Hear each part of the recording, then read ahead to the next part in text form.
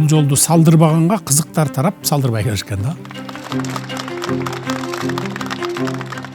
Бул бизди баягы океандын жээгиндеги өлкөлөргө теңей турган долбоор Кытай, Кыргызстан, Өзбекстан.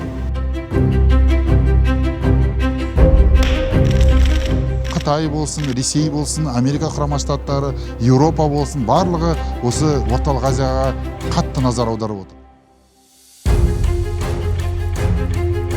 5 жылдын ичинде бул азык өсүш 300 миллиард сом.